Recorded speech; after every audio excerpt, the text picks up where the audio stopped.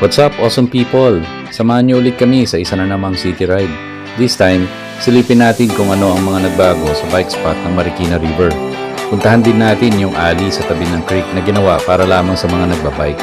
At syempre, food trip at kape din tayo. Tara!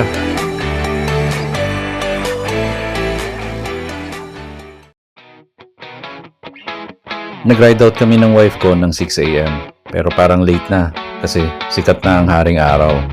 Gabi pa lang, sinabi na niya na balikan namin ang Marikina. Bermosa sana ang unang plano namin pero baka biglang umulan kaya naisipan namin na sa malapit na lang magbike.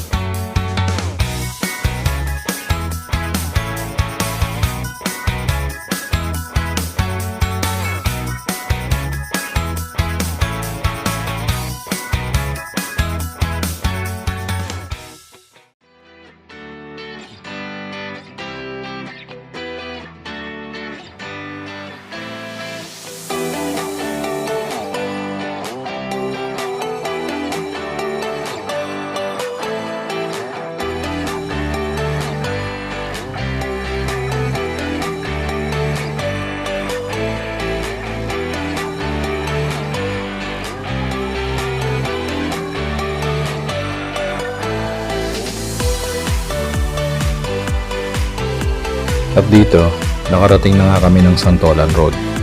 Ito yung daan papuntang Camp Crame. Tuloy-tuloy lang itong daan hanggang makarating ng EDSA.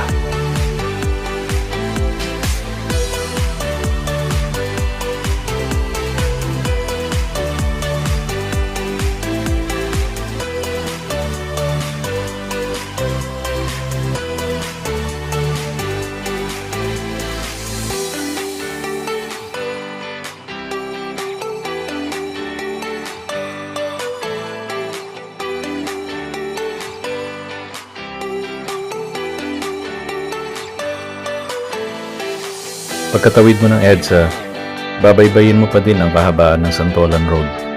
May banayad na ahon ng daan na to hanggang makarating ka sa Camp Aguinaldo.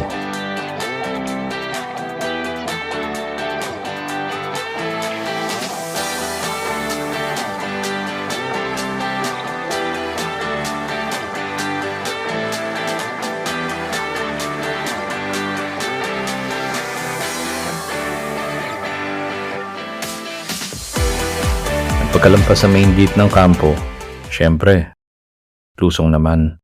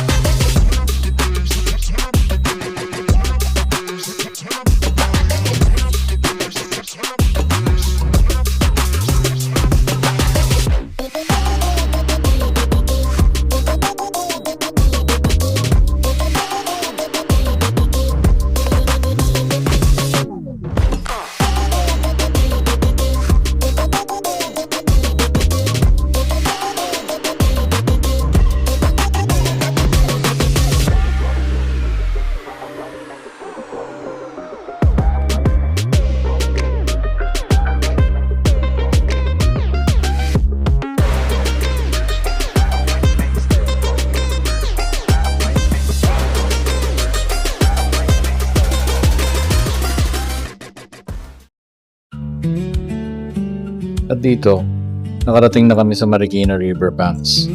Hinanap namin yung dating pinuntahan namin. Pero, talagang bago dito. Pasok kami sa gate papasok ng Providence. Maganda at mapuno pala sa loob ng subdivision na to. Pero kung matatandaan nyo, isa ito sa pinaka-apektadong lugar ng Bagyong Ondoy.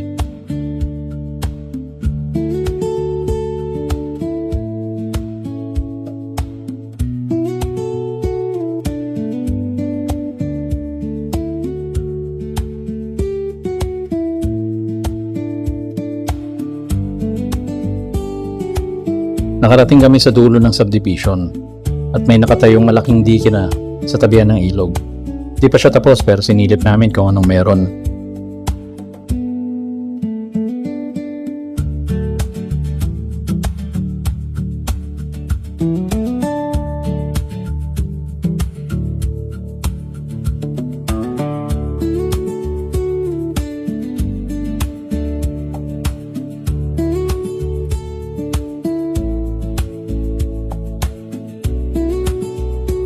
Dahil may harang dun sa dulo, gawa ng patuloy na construction, bumaba na kami para puntahan yung River Park.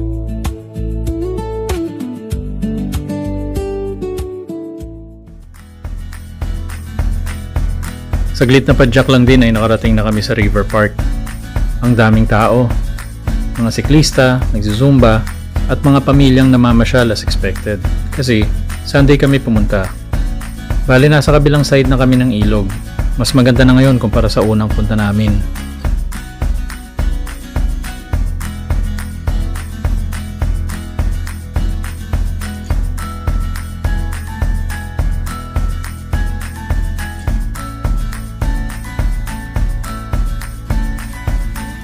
...2022 pa nung huling bike namin dito sa Marikina River Park.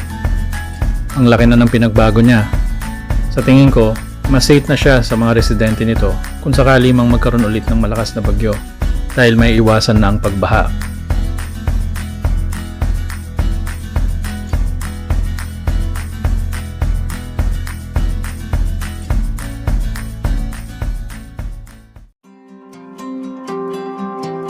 Ito, binaybay namin yung kahabaan ng dike at tinignan namin hanggang saan siya.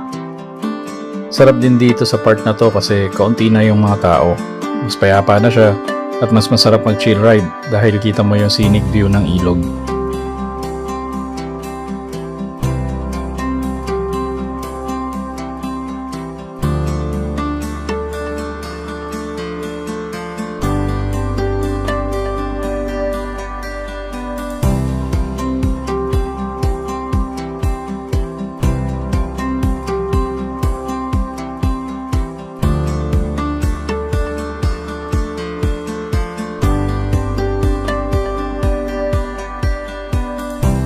Napaka-relaxing ng lugar na to dahil sa magandang view ng ilog na may green vegetation sa magkabilang sides. Tara, padyak pa tayo.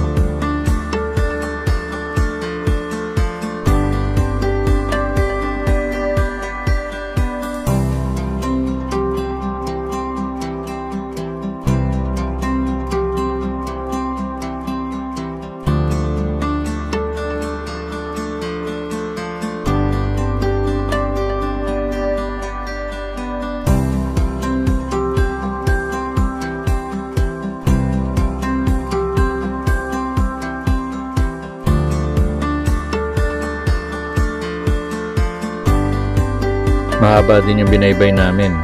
Around 6 kilometers yung haba niya from Marikina River Park hanggang dun sa dulo that covers Barangay Tumana and Concepcion 1. Road dike pa lang yan. Pero yung total dike length, kasama yung inaccessible parts ng dike, may haba ito na 11 kilometers once 100% completed na.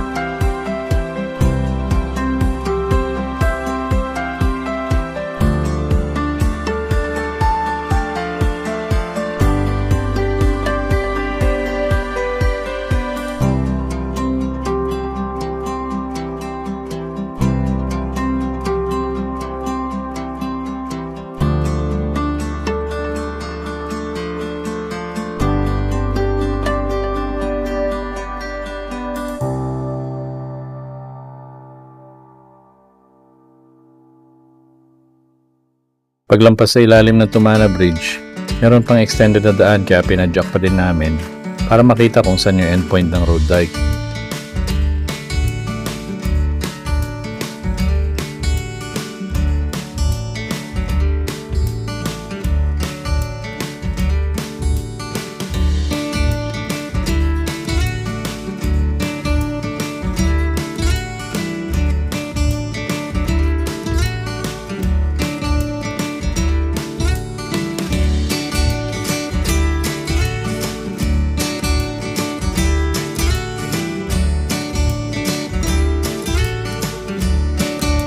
At narating na namin yung endpoint ng road dike.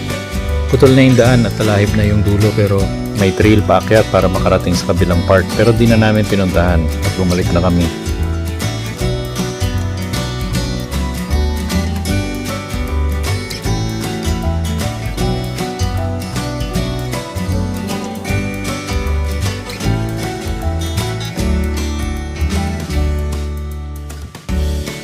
Bago bumalik, kumuha muna ako ng aerial shot para mas makita ang ganda ng ilog.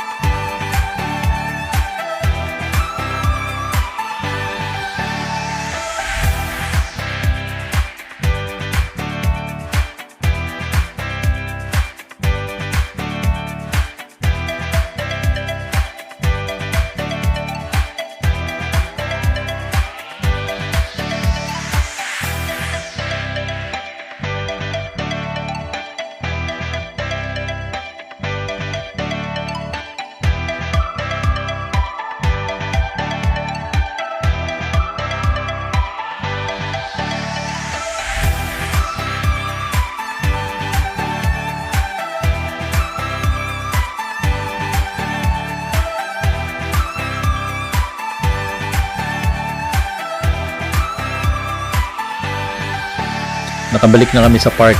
Madami din ng mga nagtitinda ng street foods dito. May mga latagan din ng bike parts at kung ano-ano pang mga paninda.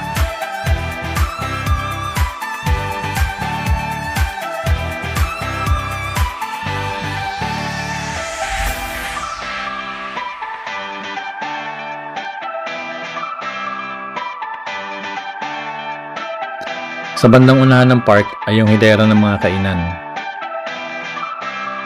Tara, food trip muna tayo.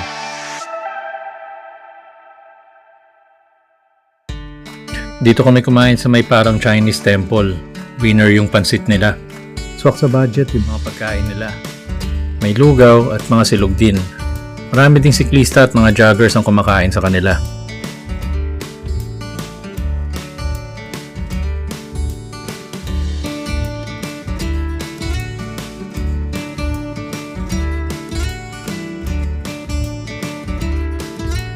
After namin kumain at magkape, nag-decide kami na umuwi na.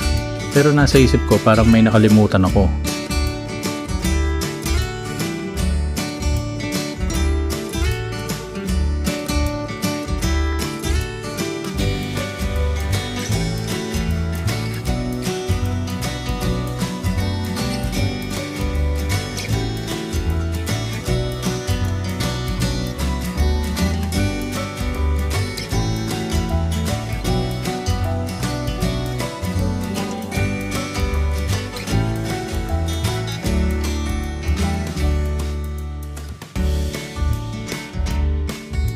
Habang nasa biyahe kami, naalala ko na yung isa pang pupuntahan namin kaya bumalik kami.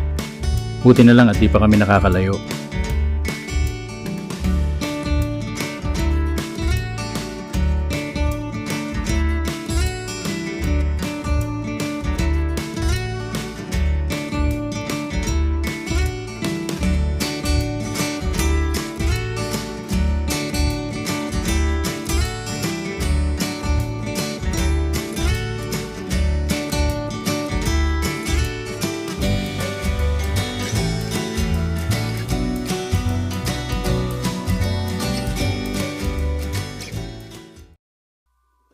At narating na namin ang isa pang bike spot. Ang tawag nila dito ay Simeona Creekside Bike Path or Bayan-Bayanan Creekside Bike Lane. Early 2022 pa pala ito nabuksan pero mas naging attraction siya nung nilagyan ito ng mga ilaw noong February 27 para sa mga nagna-night ride. Ang entry point namin ay sa Aquilina Street. Bale, sa likod siya ng Inarawan Coffee at Infant Jesus Academy, right off Gil Fernando Avenue. Ang haba pala nito ay 2.6 kilometers din. Tara, ikutin natin yung dedicated bike lane.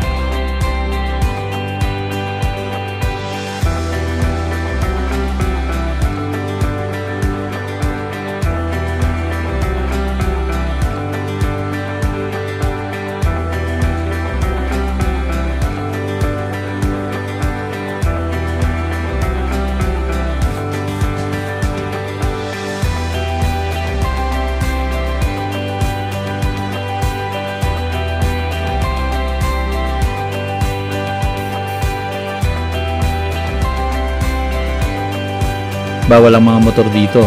At ang maganda pa dito, walang masangsang na amoy kahit sa tabi siya ng creek. Good job talaga ang Marikina.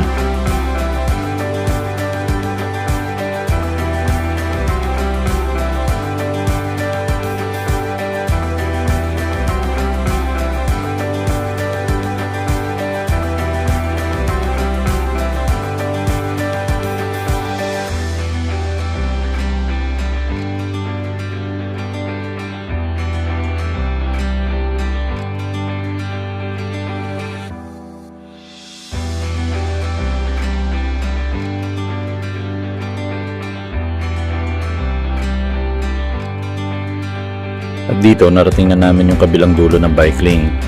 Bali sa Bayan-Bayanan Avenue ang tagos niya. Wala naman masyadong espesyal sa bike lane na yon, pero ang ganda na ding merong safe na daanan ng mga siklista.